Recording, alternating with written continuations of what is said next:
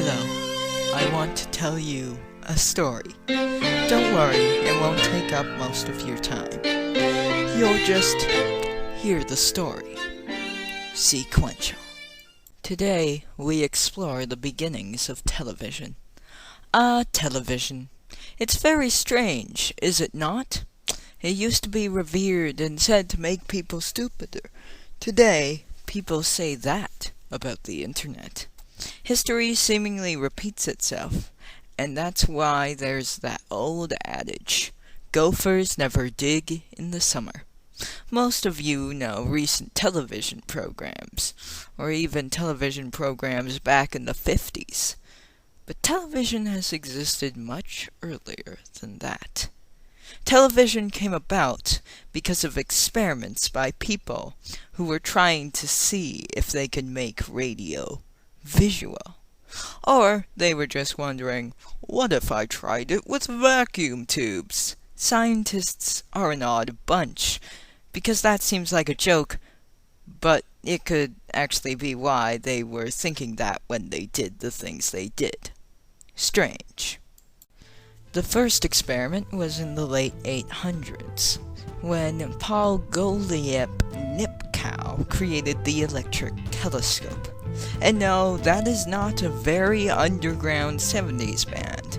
It was the invention's name, but we might call it the first mechanical television. It was not a true television because the images came from a rotating metal disc through wires, and thus wasn't able to be broadcast live.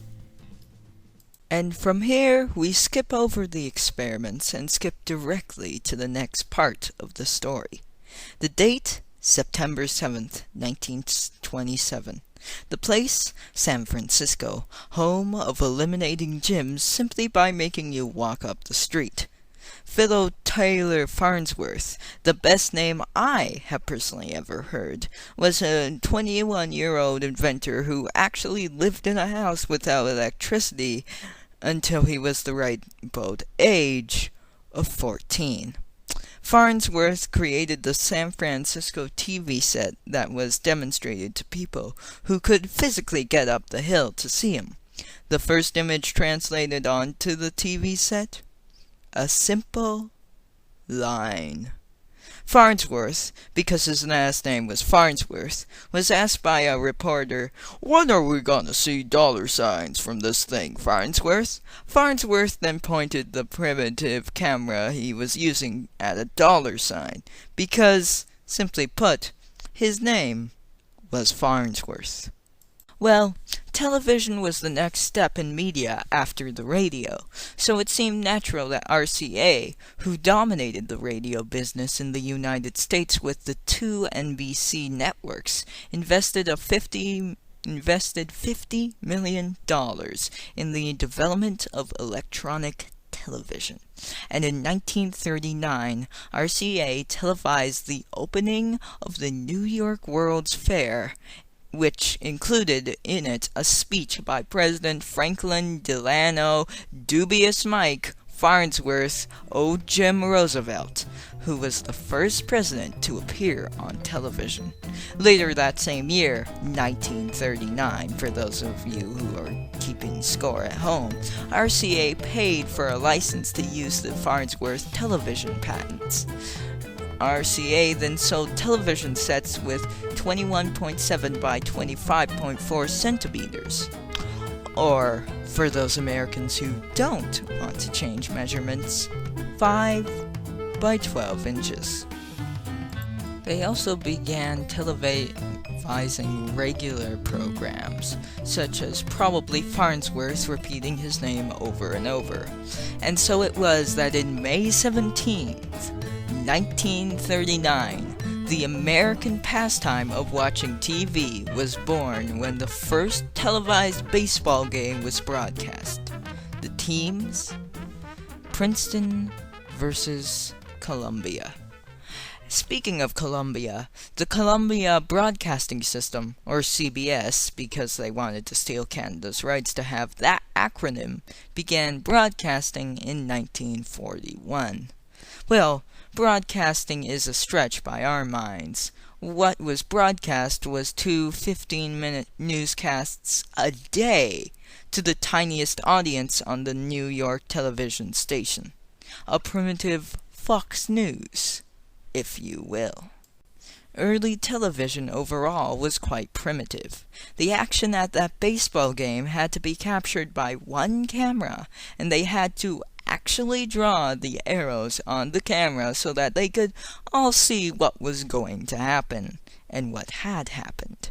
The earliest dramas saw actors working under impossibly hot lights, and they had to wear, and I am not making this up, listeners, black lipstick and green makeup, as the cameras had trouble with the color white.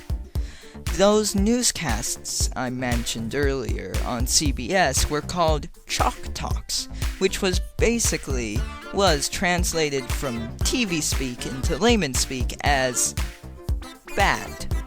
These Chalk Talks were basically a newsman moving a pointer across Europe, then getting consumed by war. It is not clear what got consumed by war, but whatever it was, it didn't matter, because the camera was so poorly that the newsman was hard to make out, let alone the map. This is the cause of the mystery of what had gotten consumed by war. World War II came rearing its ugly head, making the entire world itself being consumed by war.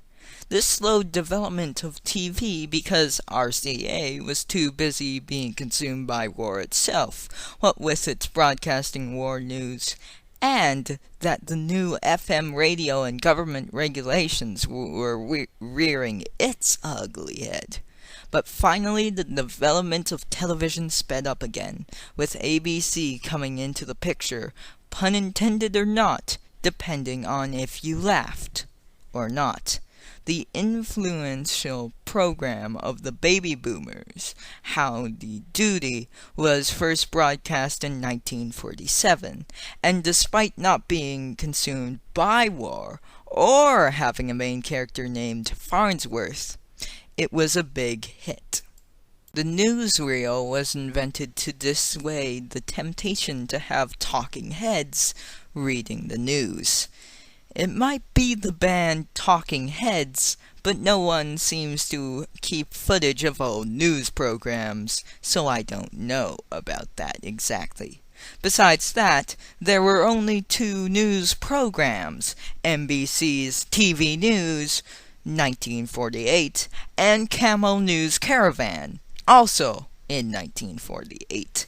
The host of Camel News Caravan, John Cameron Swayze, no relation to Patrick Swayze, I hope, had to be required to buy Camel Cigarettes, the sponsor of the show, to have a burning cigarette always visible when he was on camera. I have no joke or nothing to say to that, because just that we've come a long way. The refreshing taste of Sprite with grenadine. That's no joke. Try it today. The television industry was booming. No new invention had ever entered American homes faster than black and white television sets, as by only 1955, half of all the U.S. homes had one. This, of course, meant that more and more people weren't listening to radio networks, which eventually just reverted to what we know them as today. Newscasts, with music in between them.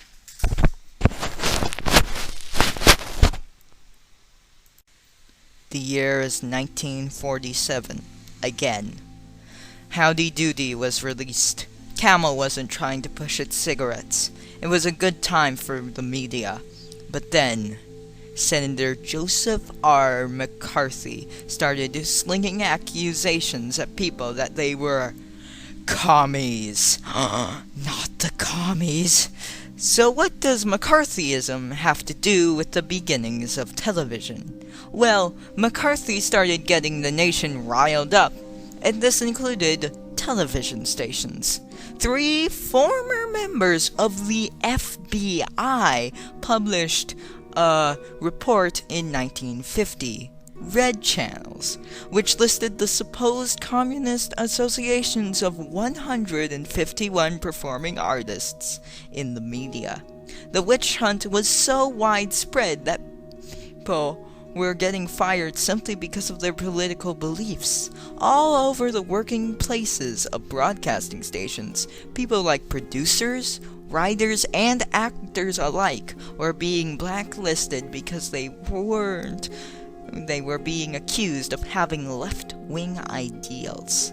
CBS finally took it too far with its oath of loyalty among employees. Something had to give. Enter Edward R. Murrow, former radio reporter and anti-McCarthyist. He, along with news producer Fred Friendly, which is apparently a last name and not an Archie character, created See It Now, a television documentary series in 1950.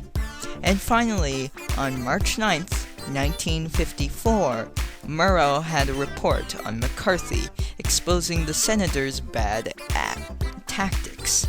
In a certain way, Edward R. Murrow was the John Oliver of his time, telling people where the real corruption was happening, here at home. This soundbite basically sold his views toward McCarthy. His mistake has been to confuse dissent with disloyalty. CBS nervously did not promote this show. McCarthy was then offered free time by CBS, and on April 6th appeared on TV. He said in response to Edward R. Murrow, "The leader and the cleverest of the Jackal Pack, which is always found at the throat of anyone who dares to expose communist traitors." Because of this quote and his bad TV appearance, McCarthyism soon declined, and it became apparent that Murrow helped break McCarthy's reign of fear. Finally, in 1954, the U.S. Senate censored McCarthy, and CBS finally took down their security office and oath of loyalty. There we have it. We've been from NipCow to Farnsworth to RCA to CBS to Chalk Talks to Howdy Doody to Talking Heads to McCarthyism. We've come a long way, folks. I hope you've learned something out of this little adventure. I did, too. This has been Sequential. I hope in the following weeks to come and months to come, I hope you too don't get consumed by war. I sincerely mean it.